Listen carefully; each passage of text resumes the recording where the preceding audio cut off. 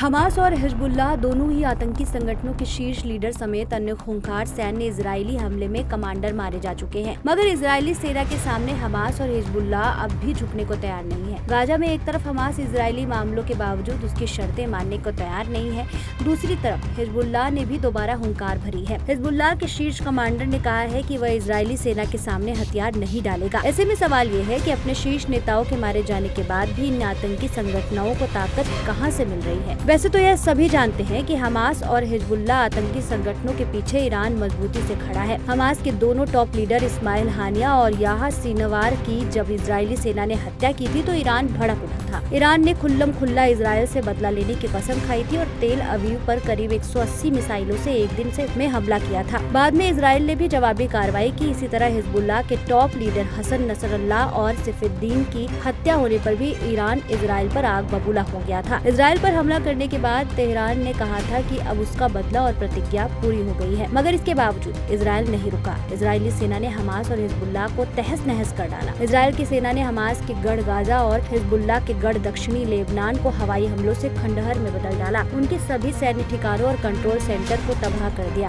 Hamas और Hezbollah के नेताओं को यमपुरी भेजने के बाद उनके सभी शीर्ष कमांडरों को भी इजरायली सेना ने मार डाला। दोनों ही आतंकी संगठनों की कमर टूट गई। इसके बाद एक बार हमास और हिजबुल्लाह दोनों ही इजरायल के सामने झुक गए। इजरायली सेना के साथ संघर्ष विराम समझौता भी किया, लेकिन अब अचानक दोनों ही संगठन फिर से इजरायल को ललकार रहे हैं, तेल अवीव पर जवाबी हमले कर रहे हैं। वह इजरायली सेना के सामने हथियार नहीं डालने की बात कर रहे हैं। ऐसे में क्या माना जाए कि ईरान ने फिर हमास और हिजबुल्लाह को मजबूत कर लिया है। लेबनान के चरमपंथी समूह हिजबुल्लाह के सरगना ने शुक्रवार को कहा कि जब तक इजरायली सैनिक दक्षिणी लेबनान में मौजूद रहेंगे और इजरायली वायुसेना लेबनानी हवाई क्षेत्र का नियमित रूप से उल्लंघन करती रहेगी, तब तक उसके लड़ाके हथियार नहीं डालेंगे। पिछले वर्ष इजरायली हवाई हमलों में हिजबुल्लाह के शीर्ष कमांडर हसन नसरल्लाह, उसके उत्तराधिकारी हाशिम सफीउद्दीन और अन्य शीर्ष नेताओं के मारे जाने के बाद कासिम ने चरमपंथी संगठन की कमान संभाली थी। कासिम ने कहा कि हिजबुल्लाह ने अमेरिका की मध्यस्थता में हुए संघर्ष विराम समझौते से संबंधित अपनी प्रतिबद्धताओं का पालन किया, जिससे इजरायल एवं हिजबुल्लाह के बीच अक्टूबर 2023 से शुरू हुआ संघर्ष रुक गया था। हमास का कहना है कि इजरायल पहले गाजा से अपने सैनिकों की वापसी करे, तभी वह संघर्ष विराम मानेगा और बाकी बचे हुए इजरायली बंधकों को वापस करेगा। बता दें कि अभी भी हमास की गिरफ्त में करीब 59 बंधक हैं। इनमें से करीब 24 के जिंदा होने की उम्मीद है। इजरायल के प्रधानमंत्री बेंजामिन नेतन्याहू का कहना है कि जब तक हमास हथियार नहीं डाल देता और बंधकों की रिहाई नहीं करता, तब तक इजरायली सेना गाजा पर हमले बंद नहीं करेगी।